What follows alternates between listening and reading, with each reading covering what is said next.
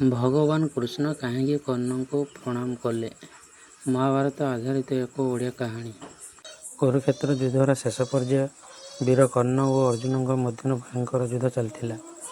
ସେହି ସମୟରେ କର୍ଣ୍ଣଙ୍କ ରଥର ଚକ କାଦୁଅରେ ପଶିଗଲା। ସେ ଯୁଦ୍ଧର ନିୟମ ଅନୁଯାୟୀ କିଛି ସମୟ ଚାହିଁଲେ, କିନ୍ତୁ ଶ୍ରୀକୃଷ୍ଣ ଅର୍ଜୁନଙ୍କୁ କହିଲେ, ଏହା ଧର୍ମର ନିର୍ଣ୍ଣାୟକ ମୁହୂର୍ତ୍ତ, ବିଳମ୍ବ କର ନାହିଁ। ଅର୍ଜୁନଙ୍କ ବାଣରେ କର୍ଣ୍ଣ ବୀରଗତି ପ୍ରାପ୍ତ କଲେ। ଯୁଦ୍ଧ ଶେଷ ହେବା ପରେ ଶ୍ରୀକୃଷ୍ଣ କର୍ଣ୍ଣଙ୍କ ନିକଟକୁ ଯାଇ ତାଙ୍କୁ ଶ୍ରଦ୍ଧାର ସହ ପ୍ରଣାମ କଲେ ବୋଲି ଏକ ପ୍ରଚଳିତ ଲୋକକଥାରେ ବର୍ଣ୍ଣନା ମିଳେ।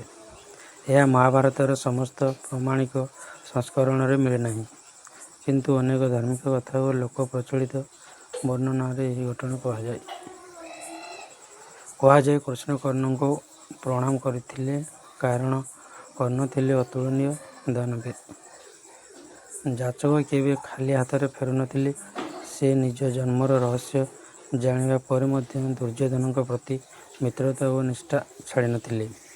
ନିଜର କବଚ ଓ କୁଣ୍ଡଳ ମଧ୍ୟ ଦାନ କରି ସେ ଦାନର ସର୍ବୋଚ୍ଚ ଆଦର୍ଶ ସ୍ଥାପନ କରିଥିଲେ। କର୍ଣ୍ଣଙ୍କ ସାହସ, ତ୍ୟାଗ ଓ ବଚନ ପାଳନ ଅସାଧାରଣ ଥିଲା।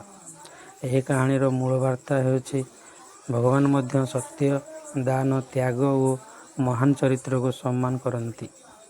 ଶତ୍ରୁ ହୋଇଥିଲେ ମଧ୍ୟ ଯେଉଁଠାରେ ମହାନ ଗୁଣ ଥାଏ, ସେଠାରେ ସମ୍ମାନ ଦେବା ହିଁ ପ୍ରକୃତ ଧର୍ମ।